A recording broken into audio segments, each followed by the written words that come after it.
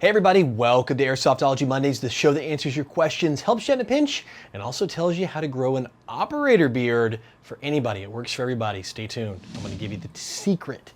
I'm your host, Jonathan Higgs, and welcome back to another big old show full of your questions and all of the answers that I'll throw back at you, right, wrong, or indifferent. And if you guys want to get your question on the show, I'm going to go ahead and get this out of the way. It's real easy. Just put it in the comment section right down below, vote up your favorites, and I'll get them on the show. And don't be discouraged. There's a lot of questions, a lot of great questions that come in every week. And if I'm not able to answer your question this week, I'm going to remember them because I do read every single one. So be persistent and I'll get them on a future show.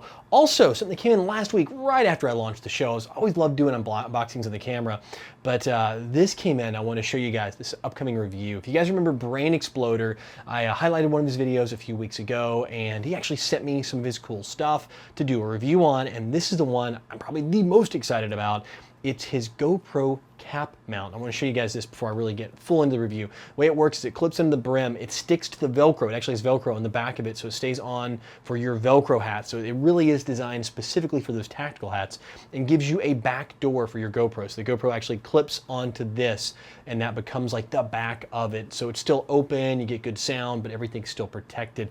I'm really excited about this, of actually reviewing it and then also getting to use it to film some stuff, because now I'm not just tied down to wearing a tactical helmet all the time if I want to do some quick games or if it's really hot outside. Also, I did not forget about the contest. Since it ran until midnight last night, Sunday, I wanted to make sure everyone had a chance to get entered all the way up to the end, and I filmed this early on Monday morning, so I'll be announcing the winner once I reach out and contact them. Since I only collect email addresses for the mailing list, I want to make sure I don't give away someone's personal information, so stay tuned on that. I'll be putting it up on the Airsoftology website, the winner of the contest, as well as on the social media platforms, Facebook, Twitter, and Instagram, so keep your eyes peeled. And remember, it was for the full set of these really cool Epic Panda patches.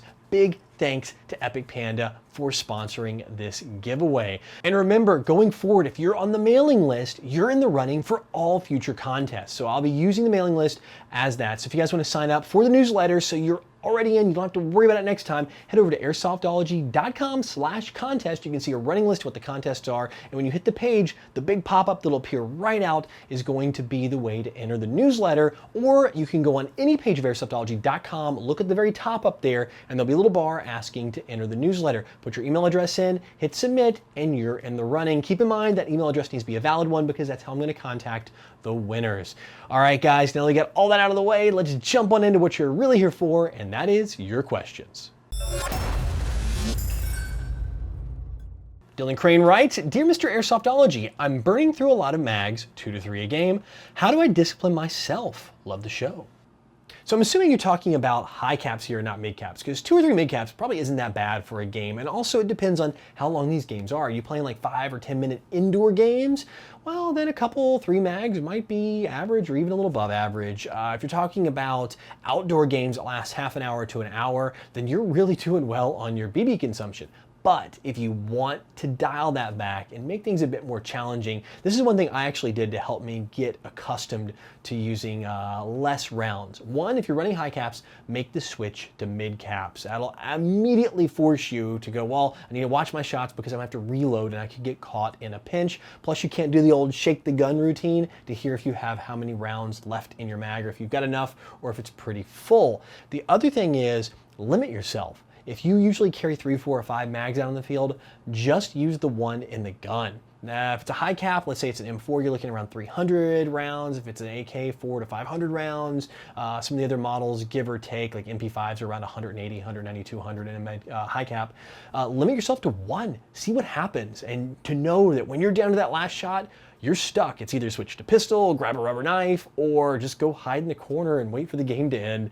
Those are all great ways to help add a little challenge to the game, add a little more skill, up your skill set, and lower that BB consumption. Zachary Soleil writes, Hey Jonathan, any tips on being an airsoft photographer?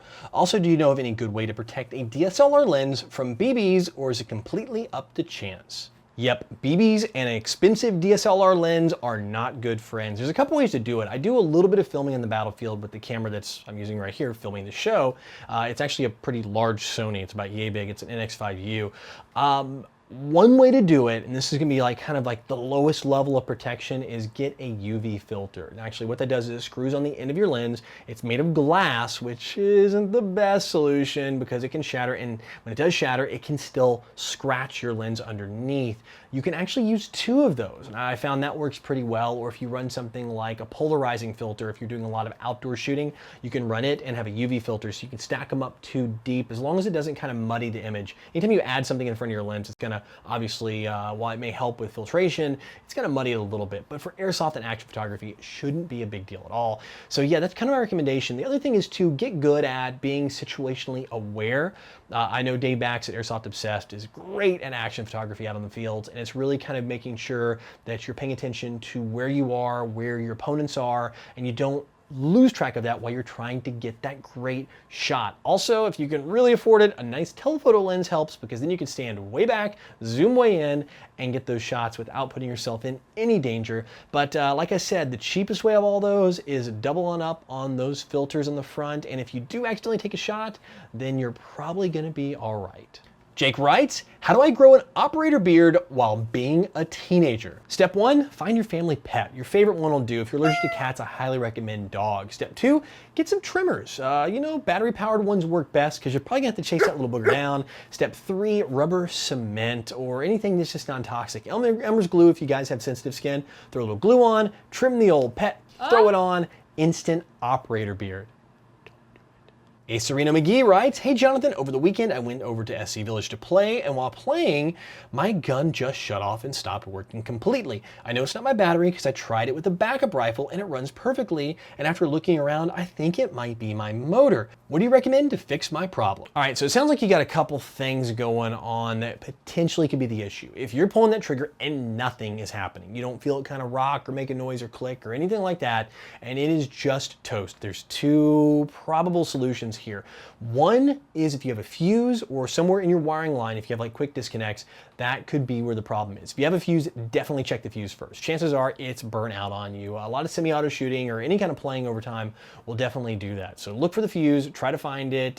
Most guns have them, and that may be your problem. Also, if you have a gun, let's say like a BFC that's rear wired, a lot of times they'll have barrel connectors, and those will come loose in the stock. That could happen as well. So look at that from the battery to like inside of where it goes in your mech box. There's gonna be probably a break in there somewhere. It also could be a torn wire, cut wire, but chances are if it's not working at all, you're probably looking at that fuse or those little connectors coming loose on certain guns. The other thing it could be is your motor connector. So on that, let me grab this over here. So in the bottom here on the motor plate, you have where the motor connectors are. So you take this plate off and you get the bottom end of your motor, and there's a red and a black wire that hook on. When the motor heats up, sometimes those can come off. They really get on there snug, but due to thermal getting hot and then cooling back down, they can kind of walk off as they expand. So open this plate up, check to make sure both the black and the red are sitting on their little posts respectively. And that could be the issue too, because if that comes all the way off, you're gonna be pulling that trigger and nothing's gonna happen because that juice is not getting to the motor, which means nothing can work inside. So both of those are pretty good options based on your symptoms. Now, if you had a little bit of a clicking sound or something else going on, it could be a totally different problem. But considering you have nothing at all, it's gonna be a break somewhere in one of those 2 or 3 spots. Josh Furlong writes, hey Jonathan, love the show. I just got an Elite Force HK416 CQB. My question is, how do you relieve the spring tension on it? Most guns don't have a way to actually just hit a button and release the spring tension. There's not very many at all that are out there. But to do it in your case, the best way is simply fire it a few times on semi-auto when you're done playing with it. Especially if you use a lot of full auto. When it's in full auto, the chances are that rotational, as the gear spins around and picks up the piston, isn't gonna stop in that perfect spot where the piston's forward. It could, but most likely it's not. So it could either be compressed a little or compressed a lot. And by doing that, it can cause some issues with your spring, compression, things like that over time, especially if you leave it over compressed for a longer periods of time. What I would recommend is a few semi-auto shots, just 1, 2, 3 like that. usually cycles it and gets it firing correctly. Now, it could still over-rotate if you're running a really strong battery like an 11.1 LiPo with a high C rating. You still might be over-rotating, so you kind of need to figure out that sweet spot. But chances are, if you're running a normal battery like a 9.6 or even just a rail like an 11.1 with 15C rating on a LiPo, which most of them are, you should be able to fire it a few times in semi, get the gun sitting in the right spot with that piston all the way forward, everything right, so you're not compressing the internal parts. Mystery Riddle writes, "Hey John, love the show. I was wondering why some CQB fields don't allow full auto. Thanks, Ray from New York." You know, there's a couple reasons. I think number one, the overlapping reason that fields don't allow full auto, especially indoor fields like CQB fields, is just for player enjoyability. You usually have a wide range of players, from very, very new players to very experienced players, guys that tune up their guns and have incredible rates of fire, and then some that are just using off-the-shelf stock guns. In every range of age, you can have players down to age 10 at some fields, all the way up to 50s, 60s, or even older. So with that broad audience, it's really to prevent the players that are either a little too aggressive, a little heavy on that trigger, or the ones that have a lot of experience from overpowering the players that are relatively new or a little more timid when they're on the field. Now, I think the underlying reason, if you really want to look at like a good core reason of why, it's probably to prevent overshooting people. It's a lot harder to overshoot someone when you're shooting in semi-auto and have to pull that trigger every single time versus just holding that trigger down a little too long in full auto. And then, you know, you think about full auto, think about if you have 50 people on a small indoor field, 25 on 25, you can put a few guys on each lane. A lane is kind of like a visible area you can see across the field or most of the field, and just hold the trigger down and just change out high caps all day long. That's not really that enjoyable for all the parties involved, especially if you're on the receiving end of that. It makes it not a fun game, and I think semi-auto adds some little skill factor, and it kind of balances the game out a little bit, especially since our guns don't have recoil, unlike in the real world where full auto would take you off target. In Airsoft, you can hold it and hose people down. So yeah, that's probably the main reason why I think they don't allow full auto. Well guys, that's it for questions this week, which means it is time for the Code Red Headset's video recommendation of the week, and this one actually comes from one of you guys. OCL Operator actually posted this on the comment section and said, "Hey John, you really need to highlight this video." And I've seen this video a couple times back when it first came out and totally forgot about it. It's called Amazing Reload. It's from Ballhack Airsoft, and I'll have a link, of course, in like every week in the description below so you can go watch this video. And this one was so good. It follows two really seasoned Airsoft players and a brand new noob behind him, working their way through a field and working on opponents, and it's a lot of tension building. It's a little funny too. I really enjoy it, and I love all those guys over at Ballhack. Aaron and the rest of the crew, you guys are great out there. So yeah, if you guys haven't seen this, or if you have, it's definitely worth a watch again. It's called Amazing Reload, and it's from Ballhack Airsoft. Well guys, thank you again for another fantastic show, and like I said earlier, if you want to get a comment on the show or a question on the show, put it right down in the comment section below and vote up your favorites, and I'll get them on the next show. And be persistent. Like I said, if you don't get them on this time, I'm definitely paying attention and reading every single one. Also, stay tuned. I am working on another giveaway contest here soon, so make sure you guys are still signing up for that mailing list. Again, it's airsoftology.com/contest. Big box will pop up, type in your email address, hit the enter button, and you are good to go, and you're in the running for any future giveaways. Also, I'm going to be sending out some coupon codes here shortly as I'm collecting those from different retailers, manufacturers, things like that. I'm trying to make it really valuable for you guys to be a part of that. I don't want to just send out a mailing list and go, "Hey, here's my last 3 videos, go watch them." I want to make sure there's good value for you too. I want to make sure I give back to you guys because you give so much to this show. I mean, through the comments, through helping each other out down there, and then just helping Airsoftology grow as a channel. You guys freaking rock. That's right, you. Every single one of you. Especially you though. You're my favorite. Anyway, guys, thanks a bunch. I'll see you next week. But until then, go out, play some Airsoft, have some fun. But no matter what you do, call your freaking hits.